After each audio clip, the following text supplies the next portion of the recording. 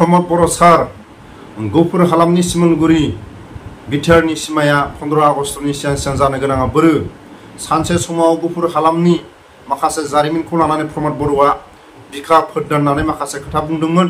दिनै गुफुर हालामखौ प्रमद बर'आ मानो बावखो? 15 आगस्टनि सिगां बिटिआरनि सिमाया जानो गोनाङा बोरो? गुफुर हालामनि सिमलगुरिखौ प्रमद बर'आ सिनायोना सिनाया प्रमद बर' सार? गुफुर हालामनि सिमलगुरि बिटिआरनि सिमाखौ सिनायोना सिनाया? 15 आगस्टनि सिगां डिक्लेयार होनो गोनाङा बोरो? दिनै 15 आगस्टनि 10 तारिख गिबियावनो बयनिसिमबो खुलुमहरो। आंनि चेनेलनि नायगिरि गेदेमा रायजो राजा गाव गावनि बेसेन गोसा समखौ 5 मिनिट टाइम होनानै खोनासंलाङोबा गासैबो खाहानिखौ बुजिलांगोन, आंनि गोसो गोरबोआवबो गोजोननाय मोनगोन। प्रमद बर' सारखौ आं खावलायहरो, जोबथा सिमा गुफुर हालामनि सिमलगुरि बे जायगाखौ प्रमद बर'आ स्पष्ट सिनायोना सिनाया? दिनै जोंहा मोनसे सन्देह जादों। गुफुर हालामखौ सानसे समाव प्रमद बर'आ बिखा फोरदाननानै गुफुर हालामनि जारिमिनखौ लानानै माखासे खोथा रायजो राजाफोरनि खाथियाव माखासे खोथा बुंबोदोंमोन। गुफुरनि जारिमिनखौ लानानै जोबथा सोमावसारनाय माखासे खोथा बुंदोंमोन। नाथाय दिनै आगस्ट दाननि 10 तारिख, नाथाय आगस्ट बा 15 आगस्टआ सानबेसे दंबावो?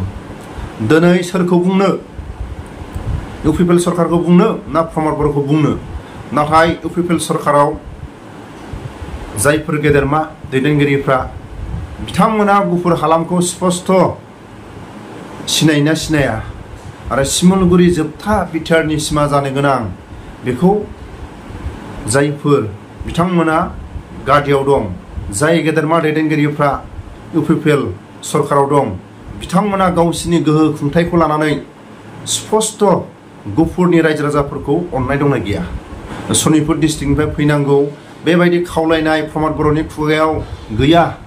आरो जायफोर गुफुर हालाम आरो सनितपुर डिस्ट्रिक्ट बिश्वनाथ डिस्ट्रिक्टनि जायफोर फरायसाफोरखौ क'क्राझाराव फैनानै बिना फैसायाव फरायनो थाखाय खावलायनाय गैया, दिल्लीयाव माबा मोनसे कचिं लानो थाखाय सानजानि फरायसाफोरखौ खावलायहरनाय प्रमद बर'नि खुगायाव गैया। नाथाय प्रमद बर'आ सानसे समाव सानजानि जारिमिनखौ लानानै माखासे खोथा बुंनाया बोरो? नाथाय जों दिनै स्पष्ट खोथाखौ बुङोबा हयथ' दाय जानो हागौ। नाथाय जों खोनानो मोन्दों 19 तारिख नैबे आगस्ट दाननि 19 तारिखआव अरुणाचलाव प्रमद बर'आ बेरायहैगोन। नाथाय प्रमद बर'आ अरुणाचलाव थांनानै NDFB केसखौ रायजो राजाफोरनि केसा जोबनानै फैयोबा प्रमद बर' सारनिसिम हाजासे NDFB रायजो राजाफोरनिफ्राय प्रमद बर' सारनिसिम साबायखर थागोन। गले गले आं खावलायो, नैबे आगस्ट दाननि 19 तारिखआव प्रमद बर' सारा अरुणाचलाव थांगोन। थाङोबा NDFB केसनि सायाव सावरायबोगोन, रायजो राजाफोरनि केसनि सायाव सावरायबोगोन आरो सावरायनानै केसखौ फोजोबबोनो हायोबा रायजो राजाफोरनिफ्राय NDFB प्रमद बर' सारनिसिम हाजार साबायखर थागोन। आरो लोगोसे नैबे आगस्टनि सिगां बिटिआरनि सिमाया जानो गोनांमोन बोरो? नैबे आगस्ट दाननि सिगां सिमलगुरि गुफुर हालामनि जोबथा सिमा बिटिआरनि जानो गोनांमोन बोरो? प्रमद बर'आ बेखौ हागोन ना हाया? डिक्लेयार होफैनो हागोन ना हाया?